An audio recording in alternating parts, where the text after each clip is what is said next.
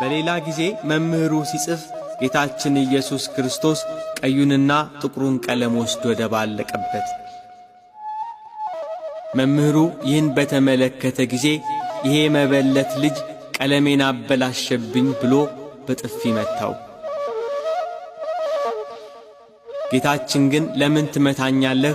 ቀለሙን እንደነበረ መልሶአለሁ ብሎ ጥቁሩን ከቀይ ቀለም ለይቶ እነሆ ገንዘብህ ይኸው ውሰድ ብሎ ሰጠው። መምህሩ ሁኔታው አስደነገጠው፣ በነገሩ ተገረመ። በነፍስና በሥጋ በውስጥም በአፋ ድንግል ወደምትሆን ወደ ጌታችን እናት ወደ እመቤታችን ሄዶ ይሄ ልጅሽ ማን ነው? የሚሠራው ተአምርስ ምንድነው? ነቢዩ ኢሳይያስ ድንግል በድንግልና ትወልዳለች፣ ስሙን አማኑኤል ብላ ትጠራዋለች ብሎ ትንቢት የተነገረለት እሱ ነው እንዴ? ብሎ ግራ ተጋብቶ መልሶ አስረከባት።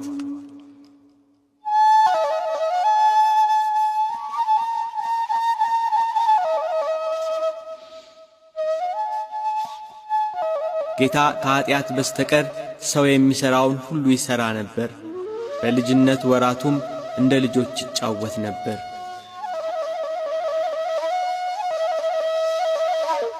አንድ ቀን ከጓደኞቹ ሕፃናት ጋር ሲጫወት በቤቱ መስኮት የፀሐይ ብርሃን ገባ። አማኑኤል የተባለ ጌታችን ኢየሱስ ክርስቶስ በፀሐይ ጮራ ወይንም በፀሐይ እግር ላይ ወጥቶ ተቀመጠ።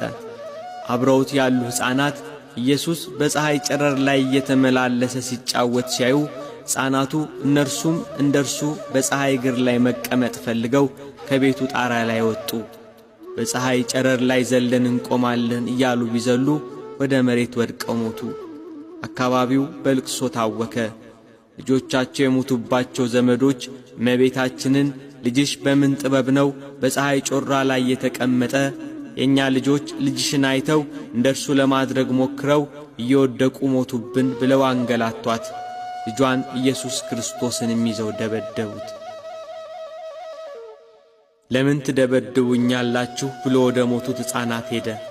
ከሞት አስነሳቸውና በእውነት እኔ ገደልኳችሁ ብሎ ጠየቃቸው።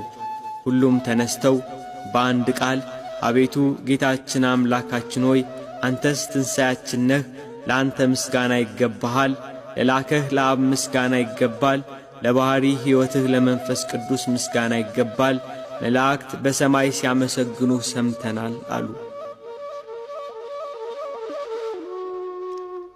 የአካባቢው ሰዎች ግን በነገሩ ተደናገጡ።